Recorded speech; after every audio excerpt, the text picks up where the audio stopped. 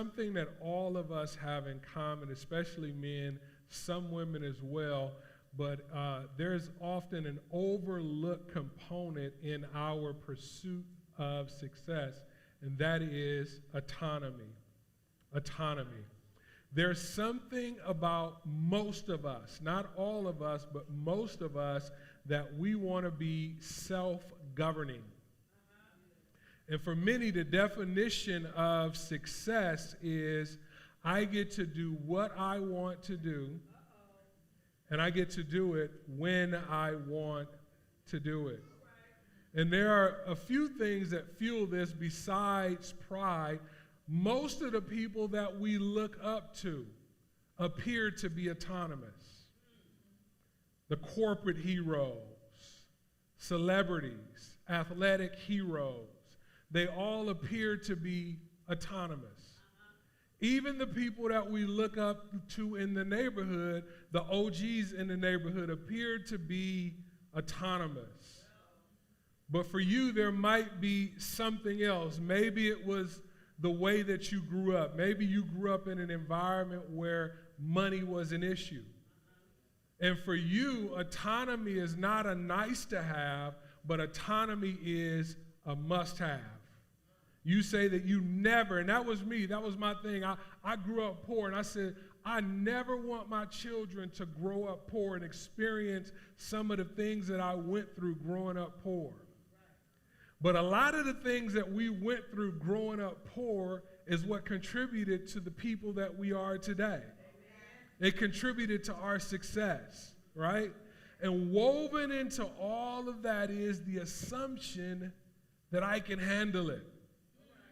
We believe that we can handle calling our own shots. We believe that we can handle being shot callers and big ballers, right? If it ever happened to you, you believe that you can handle it. And this is why it baffles us when we see people on TV or people that we know, and they become successful, and then they become their own worst enemy. And we say it'll never happen to us, not me. Once I can call my own shots, I'll call the right shots. And so off we go. Time goes by. And for most of us, it doesn't happen fast enough. For most of us, it doesn't happen big enough. And when it doesn't happen fast enough and it doesn't happen big enough, usually we develop what I call a low-grade anger. This is an anger that exists beneath the surface. It simmers there, and you just fly off the handle for no reason. You walk into environments, and you're just the angry one, and you can't figure out, and other people can't figure out why you're so angry, right? It's a low-grade anger because sometimes you're happy, but oftentimes, just for no reason, you just become angry. And the reason why is because eventually it dawns on us that we're not there. And for some of you, in your mind, you're not even close to there. And you're not even sure if you'll ever get there. And in most cases, if we're honest with ourselves, there has not even been clearly defined. And so since most of us are not emotionally mature, we direct our anger in the wrong direction. And we get mad at people who didn't do anything to us. We get irritated with people who are nice to us and they didn't do anything to us. And so we're angry, we're frustrated, and we're bothered. And we generally start heading in the wrong direction. And then we get angry at our children. We get angry at our mates. We get angry at the people that we work with. But men, and even you women, if you're not happy with your mate, your kids, your car, and your career path, perhaps it might be because you're not happy with you. And here's why I can say that with confidence because you picked him. You raised him. You bought it. And you chose it. And when we're confused about the source of our anger and our disappointment and our frustration, we get lost. And what do when we get lost? We drive faster. And we generally drive faster in the wrong direction. There's a song by Don Henley that clearly articulates the point that I want to make, or helps me to make the point that I want to make today. The song says this: he had a home, the love of a girl, but men get lost sometimes as years unfurl. One day he crossed some line, and he was too much in this world. But I guess it doesn't matter anymore. Watch this. In a New York minute,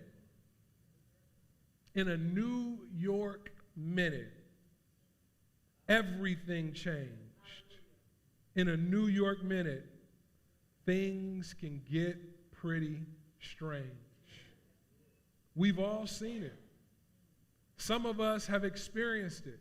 Some of you are experiencing it right now. Let's be honest with ourselves.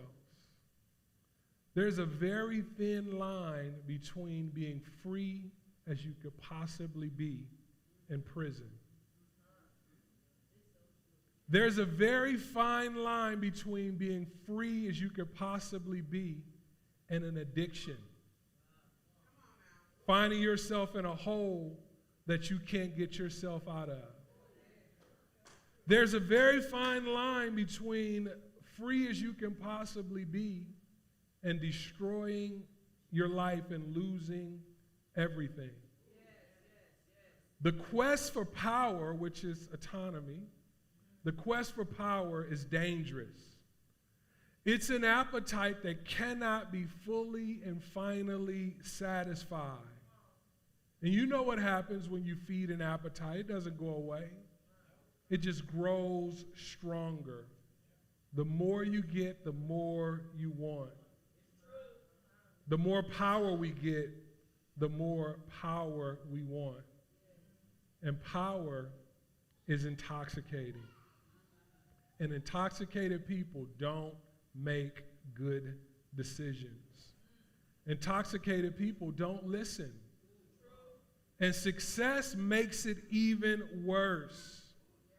And this leads us to where we are in our story and our study of the life of David. David is no longer the shepherd boy who defeated Goliath with a rock and a slingshot. He's no longer the warrior who was on the run from Saul, hiding in caves.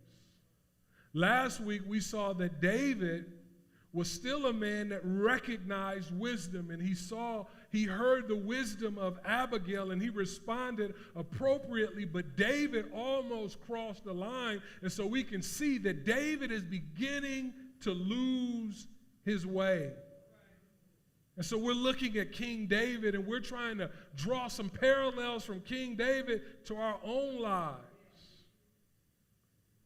You all know this story, the story of David and Bathsheba. One day, David was on the rooftop enjoying some undisciplined leisure time. Men, women, we need to exercise discipline even in our leisure time. David is the king now. He's the king of Israel, and he has multiple wives. He has multiple concubines. He has enormous power and enormous wealth. David had developed his reputation for being the warrior king, and everybody knew that David was a warrior, and David was respected by people not only in Israel, but people in other countries as well. David was a man's man. If you're looking for a manly man, David is the example of a man's man. And at this point, David's legacy was secure, but he wasn't satisfied. It wasn't enough. You guys know how the story played out. He's watching this woman bathe in the privacy of her own home. And men, let's be honest, it probably wasn't the first time that he was up there watching. And so David, being the powerful man that he was, told one of his servants to go and send for her. The servant tries to veer David back, steer David back in the right direction. He does what David tells him to do because David is a king, and you do what David tells you to do. Here's what the servant reported to David. Watch how he carefully uses his words. The man says, she is Bathsheba. She is the daughter of Eliam. She's not just a body, David. She's somebody's daughter. He goes on to say, the daughter of Eliam and the wife of Uriah the Hittite. She's somebody's daughter and she's somebody's wife. This should have been enough to send David in a different direction. But power is intoxicating. And intoxicated people rarely listen. The story tells us David sent messengers to get her. She came to him and he slept with her. What can they say? What could she say? David is the king. You know the story. After he sleeps with her, she becomes pregnant. And then David sends a message to Joab, the commander of his army. At this time, David is in the habit of powering up. And he comes up with this plan, and it's a very deceitful plan. But power is deceitful. When we get power, we become deceived. The deceit of power says that I can control outcomes, and that's what David is trying to do. And so he sends this message to Joab, his military commander, who's with Uriah on the battlefield, to send Uriah back home with a progress report.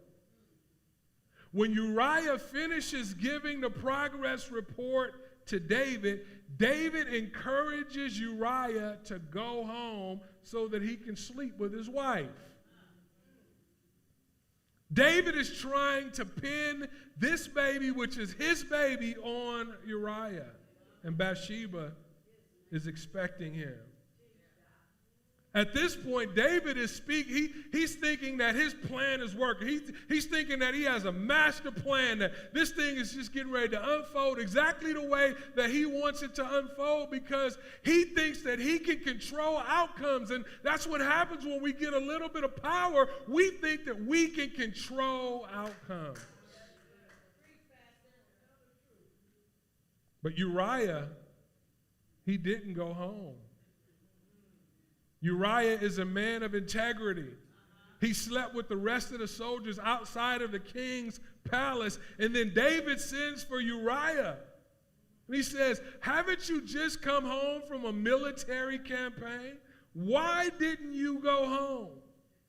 Listen to Uriah's response. Uriah said, the ark and Israel and Judah are staying in tents. And my commander Joab and my Lord's men are camped in the open country. How? How, David? How could I go to my house and eat and drink and make love to my wife? As surely as you live, I will not do such a thing. Now here is a man that's worthy of respect. Husbands, This is the man that your wife hopes that you are. He's free to go, but he decides to say no. This is the kind of man that I want my daughter to marry. Back to the story. David is not done. He invites Uriah over for dinner. He gets him drunk and then sends him home thinking, surely now he's drunk. Surely he's going to sleep with his wife now. That's what I would do. But Uriah isn't David. David has lost his way. David is not the man that he used to be. The story continues. But in the evening, Uriah went out to sleep on his mat among his master's servants. He did not go home.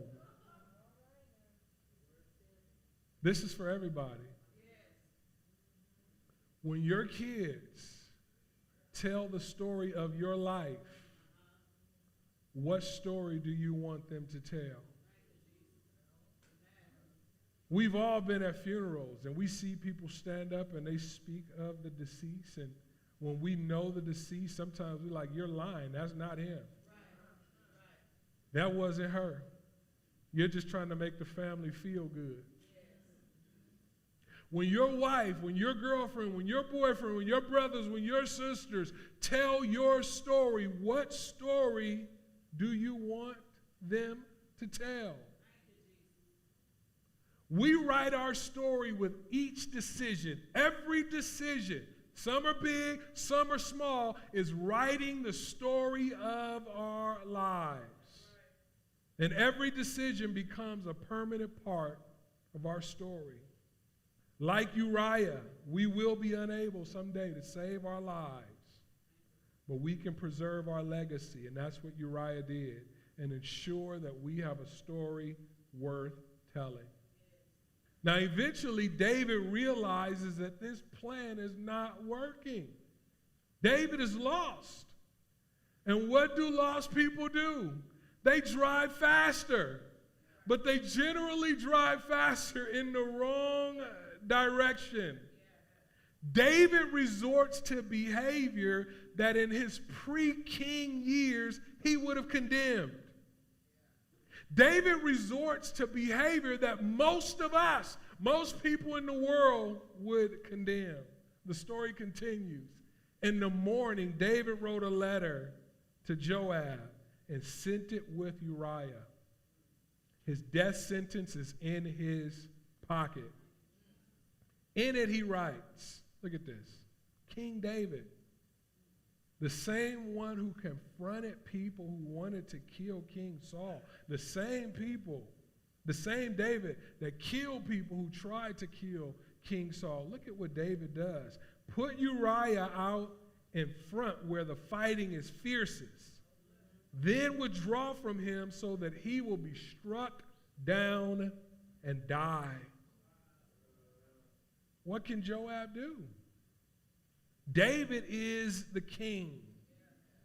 Joab obeys the king. Uriah is killed along with some other soldiers. The story continues. When Uriah's wife heard that her husband was dead, she mourned. She's in on it. She's a part of the plot. But she mourns. After the time of mourning was over, David had her brought to his house, and she became his wife. And just when it seems or appears that this powerful king is able to control outcomes, but the thing David had done displeased the Lord.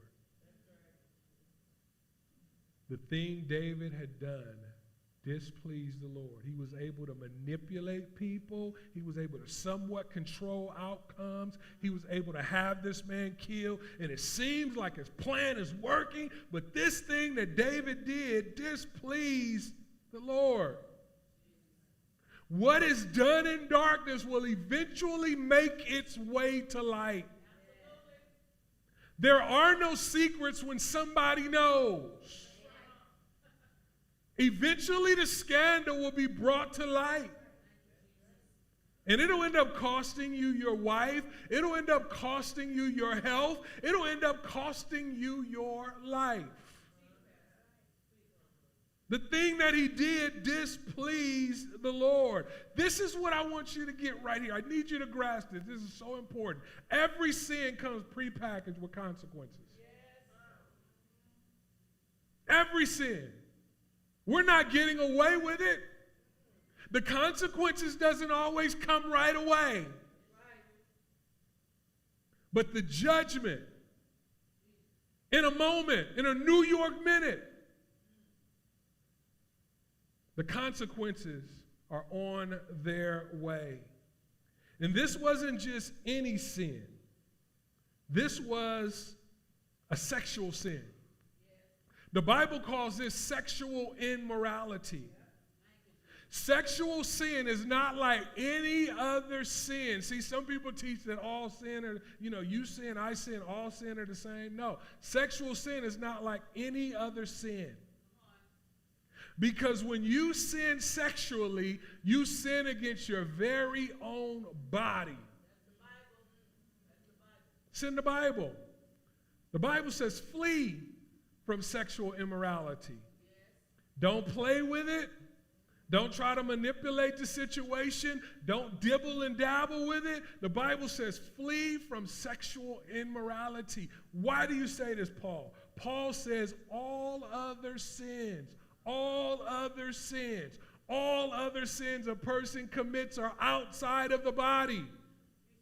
But whoever sins sexually sins against their own body. You're hurting yourself when you sin sexually. Yes, sin is pleasurable for a season, but every sin comes prepackaged with consequences. Amen. The moment he sinned, things changed. Consequences were on their way. The moment we sin, things change. The consequences are on their way. In a New York minute, what was David's consequences? David permanently undermined his credibility and his legacy. What were David's consequences? David permanently undermined his moral authority with his children. I'm living this. When I got divorced, it undermined my authority in that matter. I was a champion for marriage. You got to hang in there. God can forgive anything. He can fix anything. But I got divorced. And just because I believe, and I believe with all of my heart, the person that I was married to wasn't the right person for me to be married to. But the Bible is still clear that God hates divorce, and there are consequences for divorce. And so it undermined my credibility, and I'm trying to build my credibility back up. I want to talk to married people and help them in their marriage, but it's hard for them to listen to me. Because my marriage failed. I failed at marriage. It undermines my moral authority with my children. I'm still repairing the relationship with my children. One of the reasons why I got married, in addition to the fact that God wants us to be married, right? God doesn't want us sleeping with people that we're not married to. But one of the reasons why I got married is because I didn't want my kids to grow up in a household without their mother and father. And that's the way that I lived, and that's what I championed.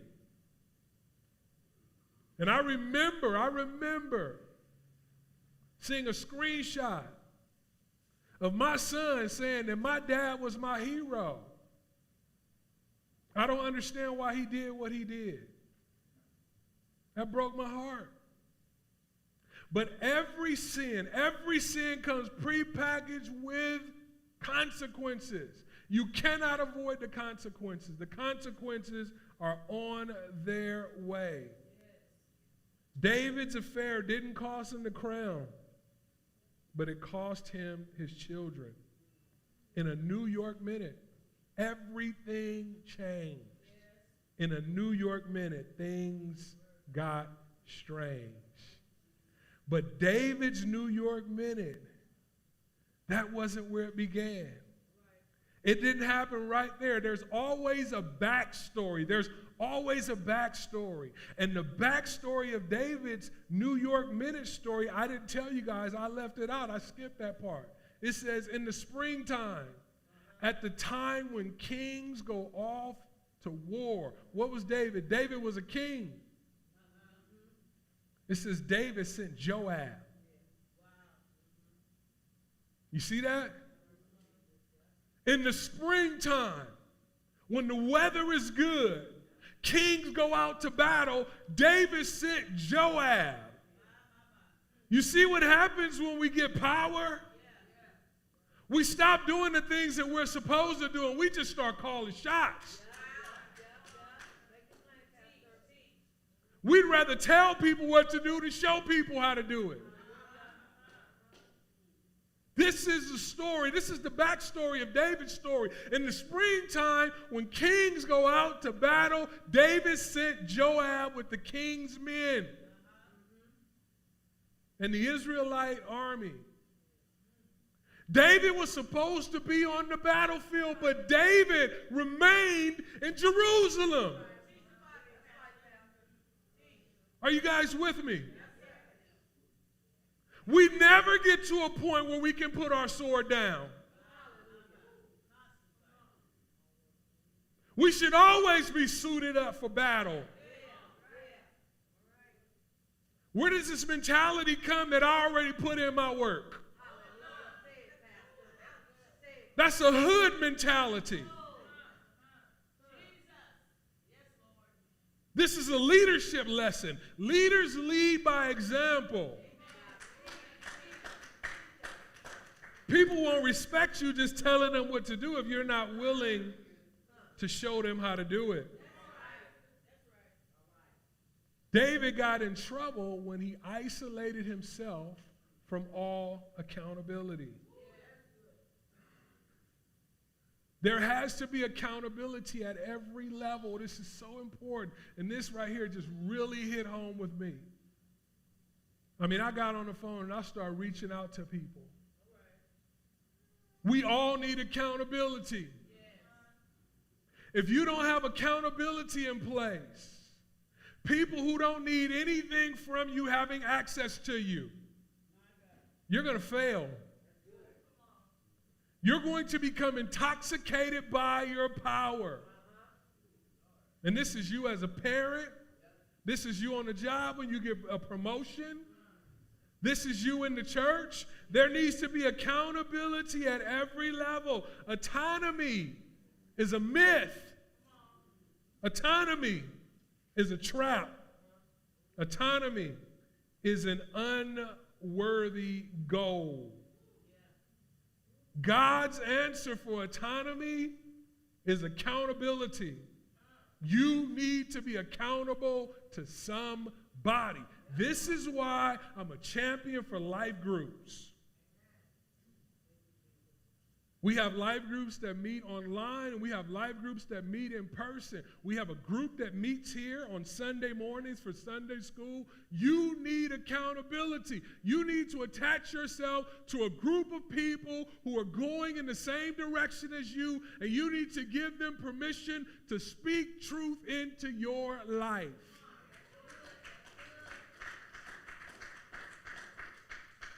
And you cannot surround yourself with people who need something from you.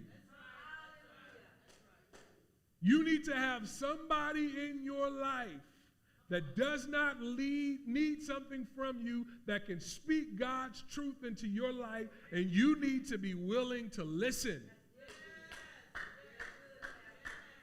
David didn't listen to the servant when he said, "She is Bathsheba, the daughter of the daughter of Eliam, the wife of Uriah. David didn't listen because the power had went to his head, and powerful people rarely listen to payroll people. You got to surround yourself with people. Autonomy is a myth. It's a trap. It's an unworthy goal. In a New York minute, things can change. In a New York minute, things can get real strange. And so in the springtime, when kings are supposed to go out to battle, when queens are supposed to go out and battle, suit up and go with them.